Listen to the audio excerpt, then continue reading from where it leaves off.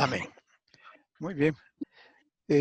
Un saludo para todos. Bienvenidos a cada uno de los hermanos. Y queremos también enviar un saludo a todos los oyentes de la radio y a quienes nos ven y oyen por internet a través de YouTube. Somos la Iglesia Puerta de Esperanza, ubicada en San Lucas, Zacatepeques, en la ciudad de Guatemala. Hoy vamos entonces a continuar con nuestro estudio de el libro de Amós. Estamos en el capítulo número 8. Previo a entrar al versículo que nos correspondía, yo quiero presentarles y compartir con ustedes eh, un resumen, un pequeño resumen de aspectos importantes que tiene este libro de Amós, de estos últimos capítulos.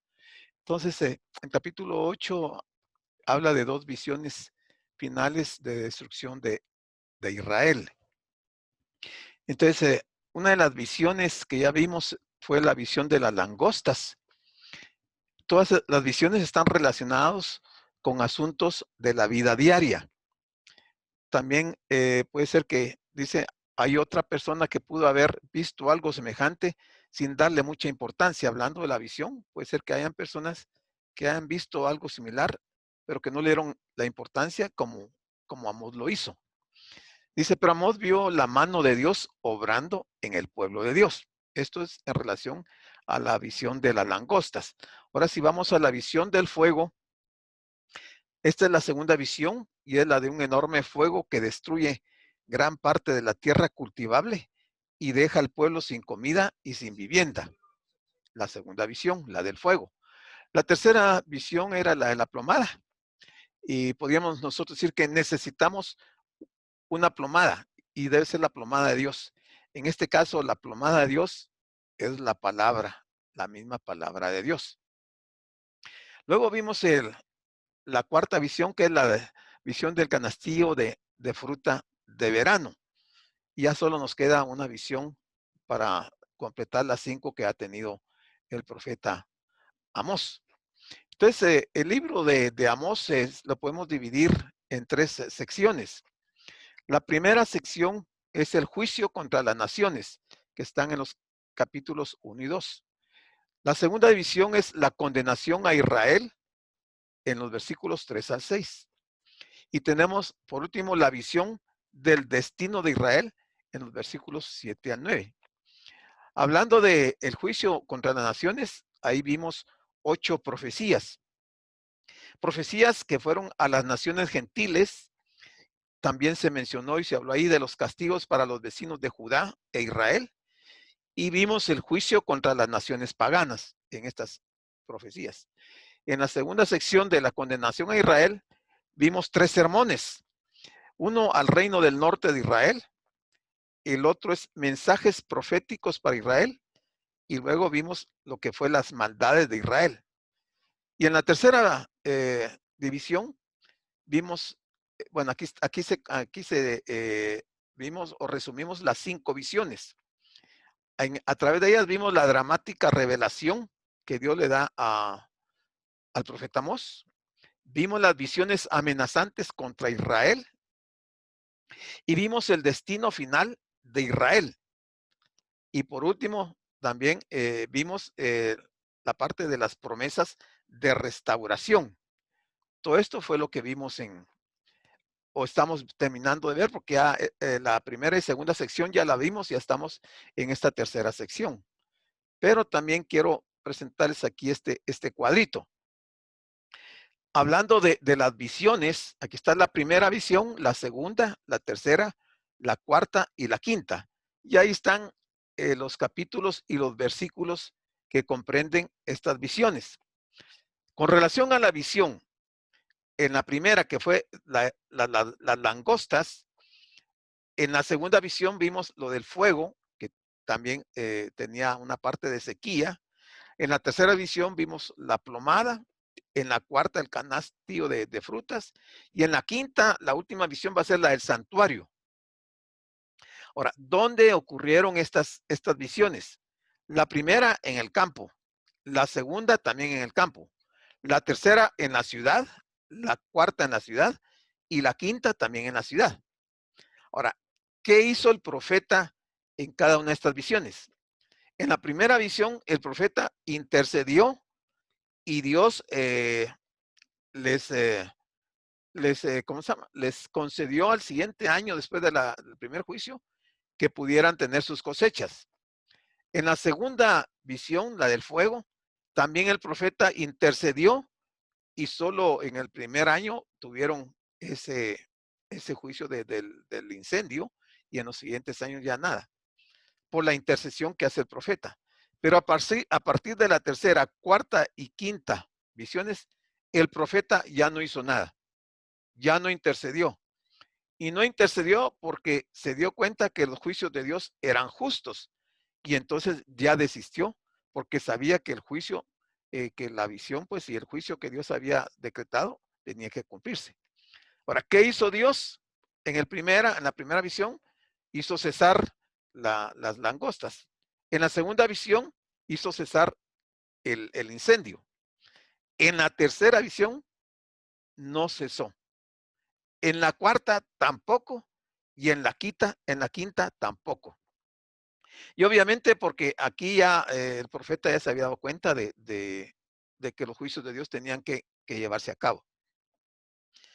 Y un último cuadro que les quería presentar es este, que dice, estas visiones profetizan la imposibilidad de escapar al juicio de Dios, imposibilidad de escapar al castigo inminente que ha de sobrevenir a pesar de las insistentes súplicas de Amós. Y vimos que solo en las primeras dos el Señor les perdonó, pero luego ya no. Bueno, y entonces ya teniendo este resumen así muy rápido, vamos a entrar a ver el versículo número 6 que nos correspondía, de Amós 8:6. Aquí dice el profeta, para comprar los pobres por dinero, comprar los pobres por dinero, y los necesitados por un par de zapatos. Este es lo que están haciendo las personas en el momento que Amós está predicando y está profetizando. Y también es la expresión de ellos, dice, y venderemos los desechos del trigo. Ok, entonces veamos qué quiere decir con estas palabras el profeta. Habíamos visto ya en los versículos anteriores que todo esto era parte de una actitud de los israelitas. En este punto, porque ese es el tercero y vimos los dos anteriores decía que amaban las ganancias más que a Dios. Que amaban aquí más las ganancias que a su prójimo. Y el segundo era, amaban más las ganancias que la honestidad. ¿Verdad? Entonces, en este último, que es Amós 8:6, el que estamos viendo, que dice, para comprar los pobres por dinero y los necesitados por un par de zapatos, y venderemos los desechos del trigo. Consecuencia de estos abusos era que los pobres terminaban endeudándose. Ya vimos todo lo que hacían, ¿verdad? Falseaban las balanzas, le subían el precio y hacían una serie de ardides para afectar a los pobres. Entonces, todas esas situaciones llevó a los pobres a que terminaran endeudándose con los comerciantes y con los terratenientes, hasta que al final no podían pagar y tenían que entregar las tierras y aún venderse ellos mismos como esclavos. Eso es lo que está diciendo aquí Amós en este versículo número 6. O sea, ellos terminaban como esclavos porque no les alcanzaba a causa de la maldad de los comerciantes y de los terratenientes. También vimos que podemos recordar lo que dijimos al comentar Amós 2:6. ¿Qué nos decía Amós 2:6? Decía, por deudas insignificantes, como un par de sandalias, pero que por pobreza no podían pagar, terminaban siendo siervos o vendidos como esclavos a los extranjeros. O sea, esto estaba ocurriendo dentro del mismo pueblo de Israel, ¿verdad? O sea que los más acomodados, los que estaban en una condición económica mejor, estaban vendiendo a sus mismos hermanos y los estaban tomando como esclavos, ¿verdad? Y en muchos casos la deuda era por un par de sandalias, ¿verdad? Entonces, el afán por el dinero los había convertido en gentes despiadadas, y esto con sus propios hermanos. Pero lo que nos dice el profeta es que a pesar de todas esas situaciones difíciles que les estaba tocando vivir a los israelitas y las condiciones que se estaban dando, Dios llevaba cuenta y razón de todo esto. Y es por lo que el profeta recibe 5 visiones y que el Señor iba a juzgar a la nación, que finalmente la juzgó. Que dice, el final del verso hace referencia a otro modo de enriquecimiento mediante el fraude, porque también decía que todo lo que se les caía al vender el producto, ellos decían, venderemos los desechos del trigo. ¿Y qué era esto? Bueno, posiblemente era una referencia a lo que ha caído al suelo, lo que había caído al suelo y que había sido barrido al final de la jornada. Entonces, el trigo estaba mezclado con desechos del mismo, o sea, el polvillo o el tamo y tierra y otras cosas. Y esto era vendido como un producto de primera calidad. O sea, aquí hay mucha maldad de parte de estos comerciantes. Alguien señalaba con mucho acierto que precisamente en esto consiste la obra del diablo. El diablo en relación a esto, que es un comentario de Gary G. Cohen, dice que vender mentiras como si fuesen la verdad es obra del diablo. También vender felicidad y justicia, y ello al precio de sus almas. Y que finalmente su malvada mercancía siempre resultaba en no ser más que desechos, que era lo que ellos están haciendo aquí, los desechos, todo lo que se caía y ellos lo recogían y lo volvían a vender como producto de primera calidad. O sea, lo que estaban recibiendo los compradores no era algo digno de un ser humano. Entonces dice el versículo 7, Jehová juró por la gloria de Jacob. Aquí ya viene llegando al final, pues mostrando el Señor la sentencia, aunque la ha anunciado a través de las visiones, pero aquí el Señor se ve, ¿cómo se llama? Urgido o compelido a hacer un juramento y jurar por la gloria de Jacob. ¿Por qué Dios tiene que jurar? Bueno, vamos a seguir viendo. Dice, y no me olvidaré jamás de todas sus obras. O sea, el Señor jura por la gloria de Jacob que no se iba a olvidar jamás de todo lo que estaba ocurriendo con estos comerciantes y estos terratenientes afectando a los más pobres. Entonces, el verso comienza con un juramento de parte del Señor. Se trata de dar toda la certeza posible a las palabras que va a pronunciar. En esta ocasión, el Señor lo hace por la gloria de Jacob. Entonces nos podríamos preguntar, ¿qué significa la gloria de Jacob? Bueno, una de las mejores interpretaciones nos dice que algunos hermanos identifican esta expresión, la gloria de Jacob, con Dios mismo. O sea que Dios está jurando por él mismo de que no se va a olvidar de todas esas cosas que están haciendo estas personas. Por tanto, el sentido sería claro, juró por sí mismo, igual lo vemos en Amós 6:8. Pero otros creen que es una referencia a la soberbia de Jacob. Eso creen otros ¿cómo se llama? Teólogos. Pero más se ajusta a la situación de que Dios está jurando por él mismo, por su nombre, por él mismo, de que no va a dejar pasar por alto todas esas situaciones que se está viviendo en el pueblo de Israel. Cuando él dice, no me olvidaré jamás de todas sus obras, o sea, todas aquellas maldades permanecían delante del Señor en espera de recibir el justo castigo. Y vamos a ver cómo en nuestro tiempo Pablo nos habla algo en Romanos 2, 8 y 9. Lo vamos a ver a continuación. El Señor no olvida ni pasa por alto los pecados de los no arrepentidos. Los no arrepentidos. El Señor puede olvidar los pecados de las personas que se arrepienten genuinamente, ¿verdad? Y que piden perdón a Dios. Pero miremos qué nos dice Pablo en Romanos 2, 8 y 9. Dice, pero ira y enojo a los que son contenciosos y no obedecen a la verdad, sino que obedecen a la injusticia. El 2.9 de Romanos dice, tribulación y angustia sobre todo ser humano que hace lo malo, el judío primeramente y también el griego. O sea, aquí en Romanos, Pablo nos está diciendo para nuestra era cuál va a ser la actitud del Señor en relación no solamente con su pueblo, con los judíos, sino también con los gentiles. ¿Verdad? Bueno, entonces el versículo 8 de Amós 8 nos dice, no se estremecerá, aquí hay dos preguntas, ¿no se estremecerá la tierra sobre esto? ¿No llorará todo habitante de ella? Te dice, subirá toda como un río y crecerá y mermará como el río de Egipto. Entonces nos podemos preguntar, ¿qué tiene que ocurrir para que la tierra se estremezca?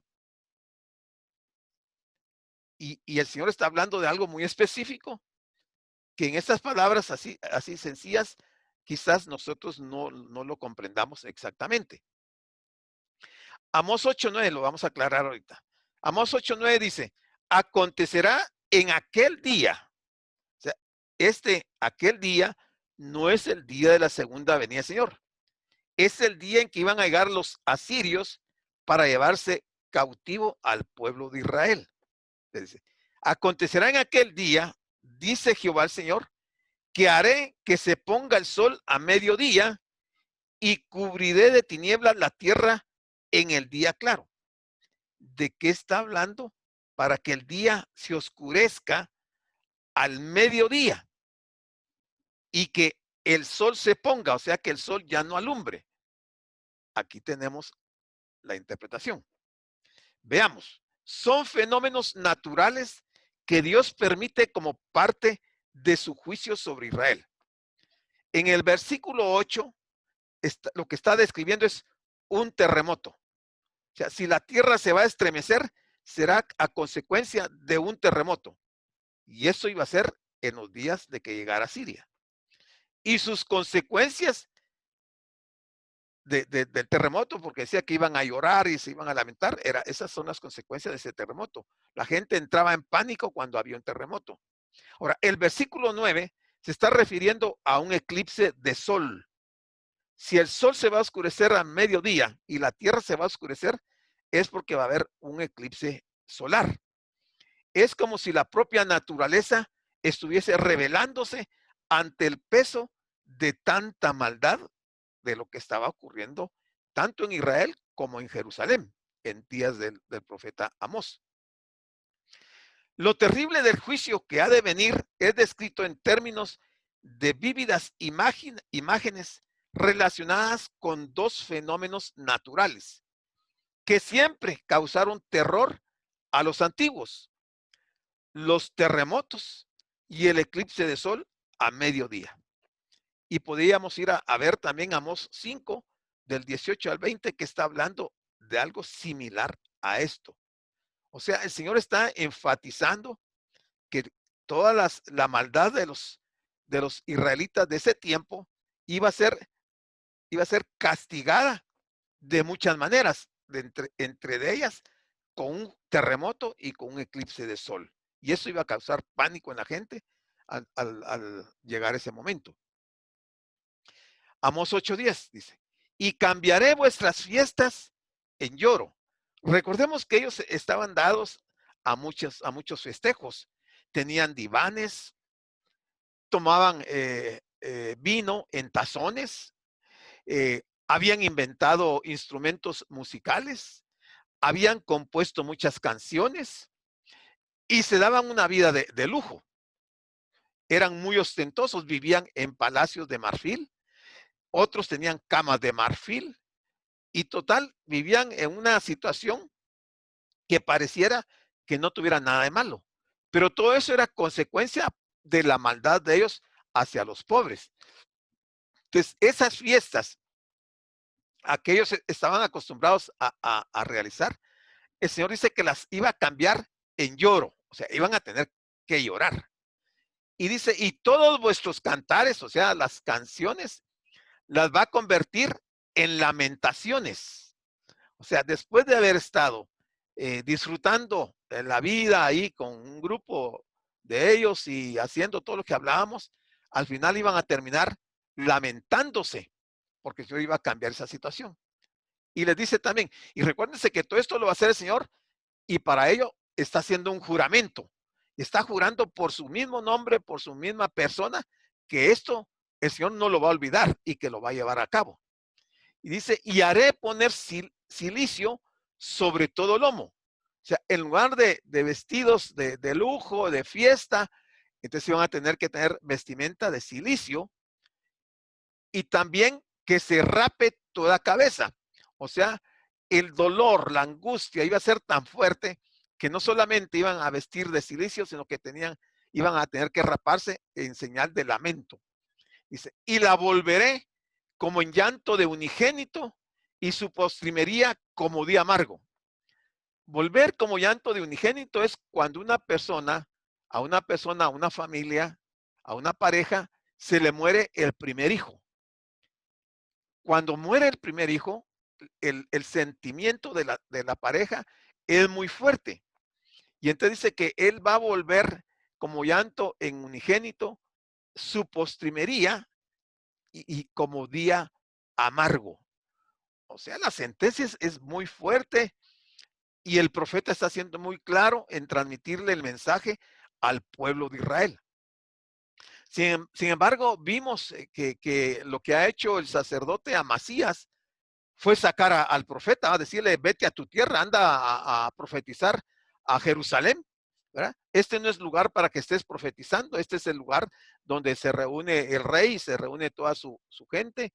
Entonces, aquí no tienes cabida, anda para que en Jerusalén comas de allá ve a comer y aquí no tienes nada que hacer. A raíz de eso, entonces el Señor le habla a ellos y entonces el profeta está dando estas palabras de parte de Dios como consecuencia de que han rechazado a Dios y que están mandando al profeta de regreso.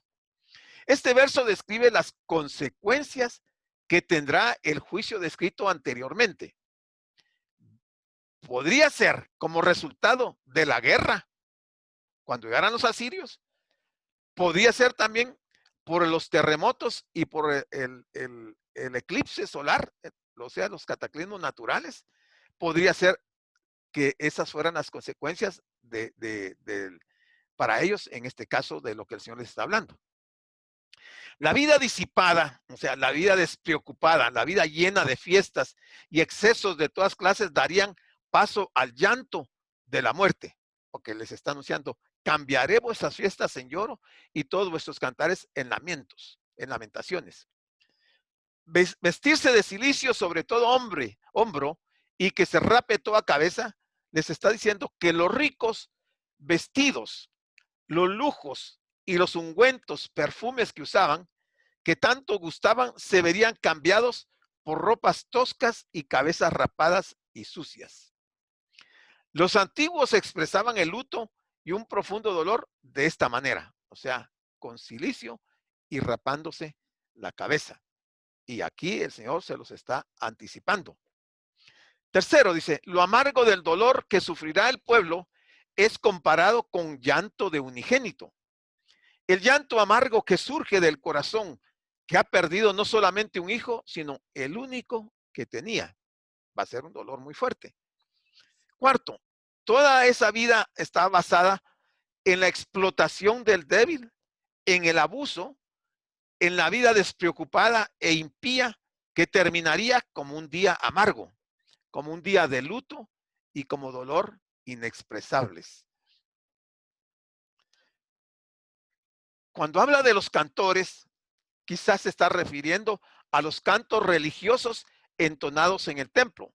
Se recuerdan que ellos tenían en el templo de Betel y también en el templo de Berseba y en Gilgal, tenían cantores, música, hombres, personas que cantaban. Tenían sus propios sacerdotes, tenían ahí sus propios rituales en estos templos. Entonces, tenían algunos cantos religiosos en el templo también, aparte de los que tenían en el palacio cuando se reunían. Dice, o quizá puedan ser los cantos de los desenfrenados que se mencionan en el capítulo 6, versículo 5. Sea como fuere, esos cantos se iban a transformar en lamentos por los muertos, lo que está diciendo Amós 8:10. Fíjese que a mí me pareció curioso porque en el templo de Salomón, que era el que estaba en Jerusalén,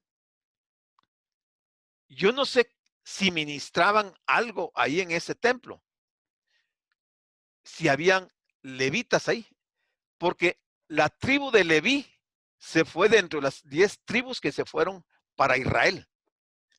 Si los levitas eran los encargados del templo y estaban ahí ministrando en los templos de Betel, de Berseba y de Gilgal, ¿quién estaba ministrando en el templo de Salomón? Podrían ser algunos levitas que no condescendieron con Jeroboam, sino que se quedaron en Israel. Pero la mayor parte de levitas se fue para el reino del norte y estaban cometiendo actos, pero muy ofensivos a Dios, porque ellos habían sido enseñados y estaban apartados para adorar a Dios únicamente, ¿verdad? A Jehová, no para adorar becerros de oro, no para, ¿cómo se llama? Para plegarse a las costumbres de Roboán y de los apóstatas. Entonces, llama la atención eso. Pero sigamos viendo. Versículo 11. Les anuncia, dice, he aquí, no dice viene un día, vienen días, o sea, muchos días. Vienen días, dice Jehová el Señor, en los cuales enviaré hambre a la tierra. Pero mire qué interesante esto. Esa hambre de la tierra no es hambre de pan ni sed de agua, sino que va a ser un hambre de oír la palabra de Jehová. Entonces uno se pregunta, ¿es un juicio? ¿Puede ser juicio el hecho que el Señor mande hambre de pan y a la tierra? No suena que fuera un juicio, ¿verdad? Porque qué bueno que el Señor mande hambre de la palabra a la gente, a los cristianos, a los creyentes. Qué bueno que todos tuviéramos hambre por la palabra de Dios. Pero aquí lo está señalando como un juicio. Sí, no dice hambre de oír la palabra de Jehová. Pero entonces veamos qué es lo que hay de trasfondo en esto. De entrada, estas palabras, enviaré hambre de oír la palabra de Dios, suenan hermosas y de alguna manera han sido nuestra oración en alguna ocasión, porque hemos orado, porque el Señor derrame en sus siervos una unción especial que nos abra el entendimiento, que nos dé el deseo de leer su palabra para poderla compartir con la congregación. Entonces, esa ha sido en muchos casos nuestra oración. Sin embargo, no debemos olvidar el contexto de juicio donde están, en este caso los judíos en ese momento, y que están en Betel. En realidad, ¿son una expresión de juicio? No, pareciera que no. Pero miremos, juicio, ¿qué juicio tan extraño este? ¿Desde cuándo hambre de oír la palabra de Dios puede considerarse un castigo? Y la respuesta es, póngale atención, desde el momento en que esa hambre existe y no pueda ser satisfecha. Ahí ya se convirtió en juicio. La gente va a llegar un momento en que va a anhelar la palabra de Dios y no va a haber palabra de Dios. Y el Señor va a poner ese sentir en la gente de sentir hambre por la palabra de Dios y no van a poder satisfacer esa necesidad. Actualmente muchas personas desprecian y subestiman la palabra de Dios. No les interesan a muchas gentes. La misma condición de religiosidad de algunas personas ven la palabra de Dios como cualquier cosa. No le dan la importancia de vida. Y vean, la palabra de Dios es tan importante, pero tan importante, que cuando el Señor sacó al pueblo de Israel de Egipto, una de las cosas que estaban en el arca del pacto era la palabra de Dios. Ahí estaban las tablas de los mandamientos, de la ley de Dios. Y todos nosotros sabemos lo que representó para Israel el arca del pacto.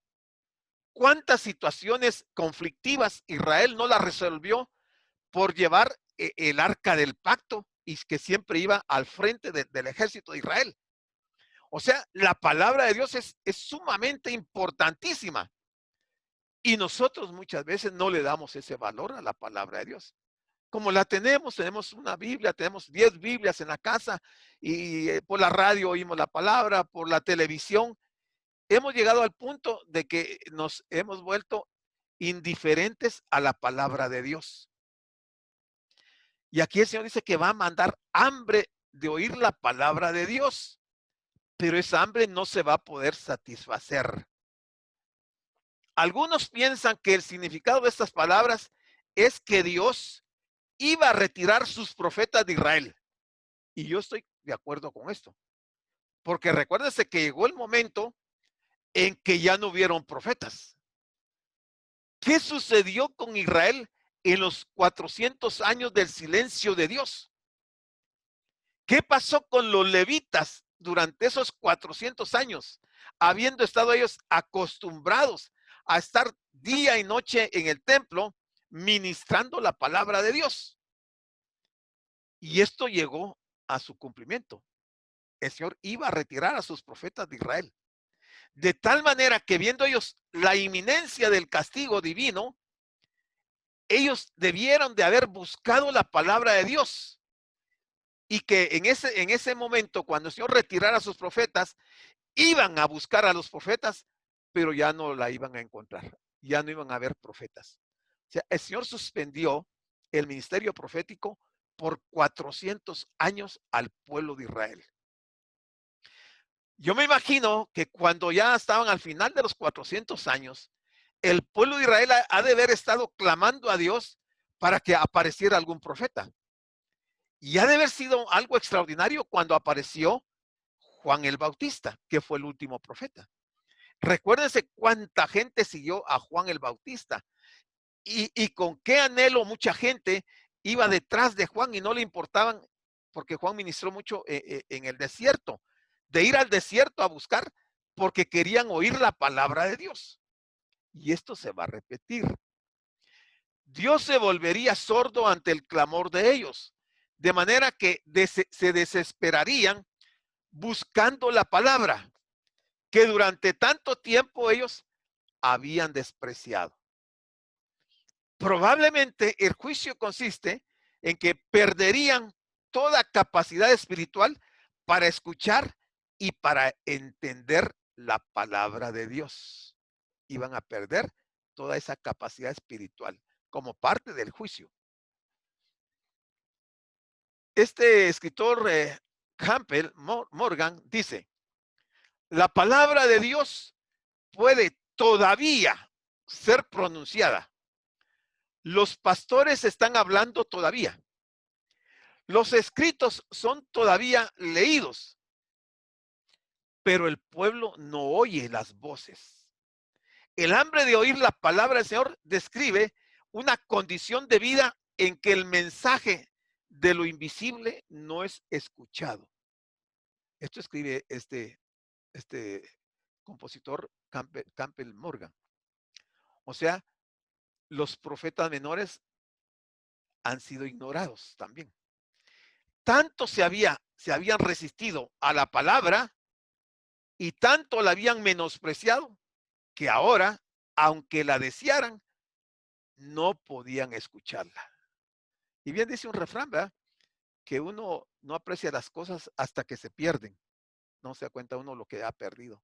Nosotros hoy estamos sumamente bendecidos con tanta palabra de Dios. Pero para nuestro tiempo está establecido que ya no va a haber palabra de Dios. Y vamos a ver algo que nos dice Pablo. O sea, aquí dice, sus oídos estarían, en este caso para los israelitas, sus oídos estarían totalmente incapacitados sus oídos para escuchar la palabra de Dios. Entonces, ¿qué nos dice Pablo? En 2 Timoteo 4:3. Porque vendrá tiempo, esto ya no es el tiempo de Israel de aquellos años, este es el tiempo nuestro. Vendrá tiempo cuando no sufrirán la sana doctrina, o sea, no habrá palabra verdadera, sino que teniendo comezón de oír, se amontonarán maestros conforme a sus propias concupiscencias, pero no va a haber palabra. Y esto está por llegar, esto está por ocurrir. Por eso Morgan dice que todavía al día de hoy los pastores están predicando la palabra.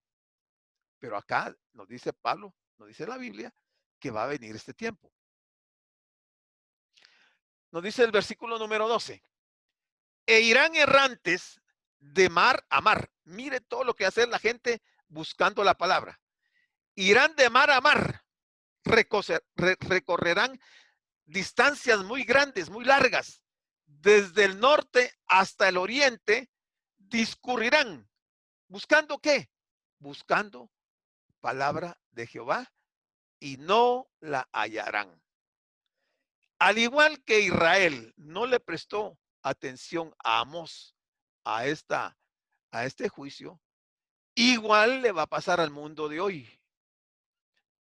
Que aunque ahorita estamos con mucha palabra, con revelación de la palabra, con abundantes mensajes, abundantes estudios y tanta bendición, mucha gente no valora la palabra, la desprecia, la subestima. Pero va a llegar el momento que a estas personas les va a tocar pasar por esta experiencia. Tendrán que ir a lugares muy lejanos buscando y no la van a hallar. Solo gastarán sus recursos, su tiempo y no van a encontrarla. Entonces dice, son palabras que expresan el drama de cualquier sociedad, de cualquier persona que excluye a Dios y persistentemente resiste el evangelio. Persistentemente resiste el evangelio. Y Pablo dice que lo que sembramos, eso cosechamos. Si sembramos la resistencia al evangelio, si sembramos el desprecio por la palabra de Dios, lo que vamos a cosechar es que no vamos a tener, en un momento dado, no vamos a tener la palabra de Dios. Un profundo vacío interior, una búsqueda de que nunca va a acabar, un futuro no nada prometedor. Está representado en estos jóvenes. Los jóvenes desmayarán de sed. Los jóvenes y doncellas que desmayan sin ilusión y sin esperanza. Aún los jóvenes tendrán que pasar por situaciones difíciles ante la carencia de la palabra de Dios. Amós 8:13. En aquel tiempo, dice, las doncellas hermosas y los jóvenes desmayarán de sed. No es una sed física de la que está hablando. Está hablando de una sed espiritual. Está hablando de la palabra, de tener sed por la palabra de Dios, tener hambre por la palabra de Dios. Y dice, en aquel tiempo van a desmayar. O sea, porque no van a poder satisfacer esa necesidad espiritual con la cual el Señor hoy a nosotros nos tiene altamente bendecidos. Amós 8:14 dice, los que juran por el pecado de Samaria y dicen, o sea, hablando de estos jóvenes, de estas doncellas y de las personas adultas de ese tiempo, los que juran por el pecado de Samaria y dicen, por tu Dios, oh Dan. ¿Cuál era el Dios de Dan? Los dioses paganos. Y ellos van a jurar por esos dioses paganos. Por tu Dios, oh Dan, y por el camino de Beerseba caerán y nunca más se levantarán. ¿Se recuerdan qué quiere decir Beerseba? O sea, ¿quién se recuerda? Habilite su micrófono y me dice, ¿qué quiere decir Beerseba? Lo vimos. ¿No? Beerseba quiere decir Dios conmigo. Dios conmigo. Y se recuerdan que estas gentes de Betel hablaban mucho de esa expresión, igual los de Beerseba, y decían, no, si Dios está con nosotros, no hay por qué afligirse, pero estaban adorando ídolos y creían que Dios estaba con ellos. Tremendo error, porque Dios no estaba con ellos.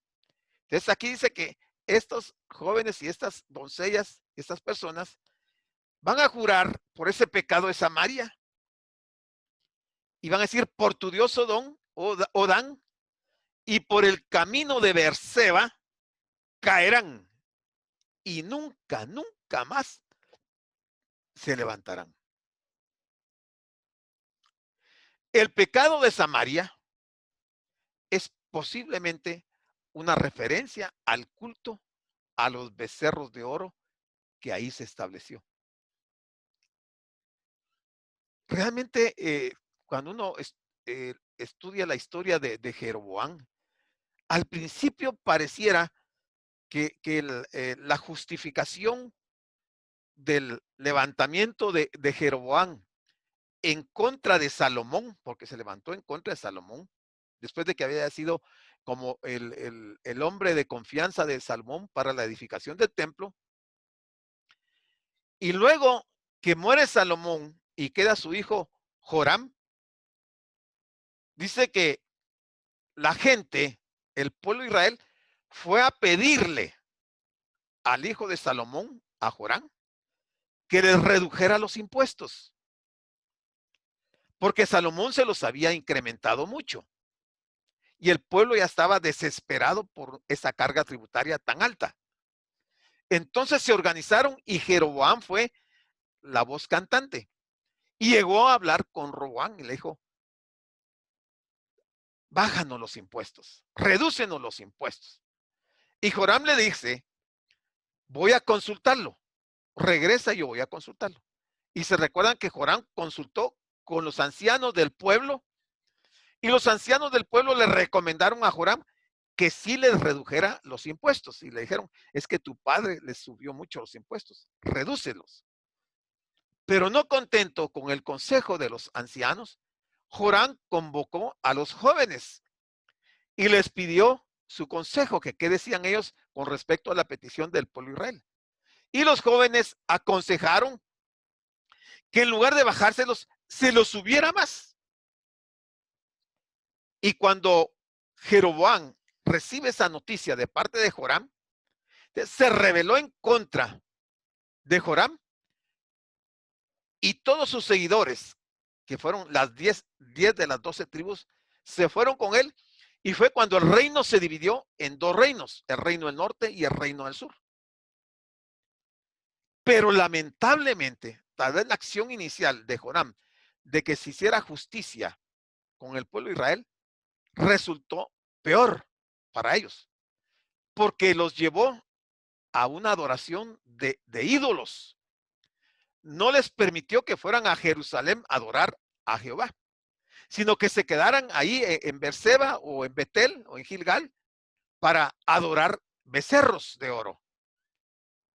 Y hubo una corrupción espiritual en todo el pueblo, como muy pocas veces la Biblia lo relata.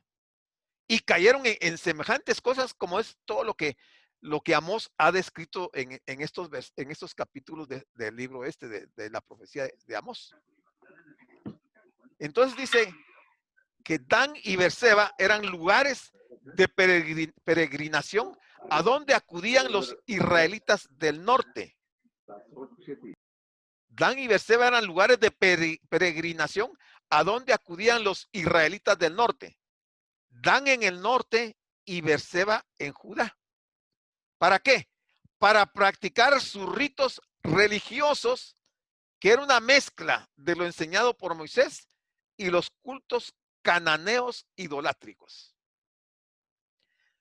Y hermanos, no solamente fue Amós quien les fue a señalar al pueblo de Israel ese terrible pecado que estaban cometiendo en contra de Dios.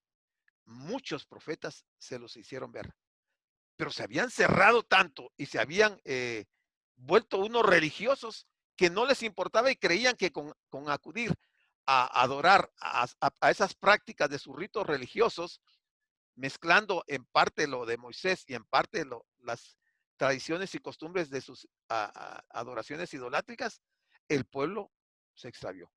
Y no solamente fueron las 10 tribus, arrastraron a las otras 2 tribus de Jerusalén, porque a Jerusalén también, aquí Amós en este libro, condena a Jerusalén y les dice lo que Dios va a hacer con ellos. O sea que todo el pueblo de Israel prácticamente le dio las espaldas a Dios. Increíble, después de tantísimos años, después de tantas experiencias, de aquella experiencia cuando ellos pasaron el Mar Rojo como en seco y que vivieron el desierto y que el Señor les dio maná, les dio codornices, les dio agua, les dio tantas cosas. ¿Cómo ahora se voltean en contra de Dios y lo abandonan y se ponen a adorar becerros de oro?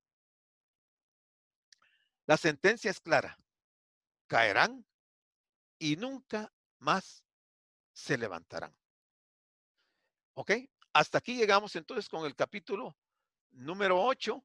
Si alguien quiere hacer algún aporte, puede hacerlo. Y si no, pues solo tal vez hacemos un pequeño saludo a los hermanos que nos hemos saludado y terminamos y nos vemos en la próxima reunión. Bueno, sería el viernes, ¿verdad? El viernes que estoy viendo si el viernes eh, empezamos con el capítulo número 9 para terminarlo la otra semana o si introducimos un estudio diferente al de Amós. Pero ya Amós prácticamente lo hemos terminado porque ya solo nos falta un capítulo y yo realmente, hermanos, espero que todo lo que hemos visto haya servido, que les haya abierto a ustedes su entendimiento y hayan comprendido y hayan analizado cuál fue el terrible problema del pueblo de Israel con Dios, ¿verdad? Y que si nos vemos en ese espejo, podríamos nosotros entonces considerar cómo es nuestra relación con Dios. ¿Qué tanto somos cristianos nacidos de nuevo o somos unos sencillos eh, religiosos, ¿verdad? Y tal vez algunos profesantes del Evangelio. Porque la situación, cuando se llegue al final, al tiempo del juicio de Dios que está determinado para nuestros días, va a ser terrible, de lamentarse eternamente, eternamente. Yo insisto, hermanos, yo no los quiero asustar, no es esa mi intención, sino que la intención es que reflexionemos acerca de estas profecías que nos están dando muchos parámetros de los problemas que el problema de Israel mostró para en su relación con Dios. Entonces, yo les dejo el tiempo, estamos 8 menos 5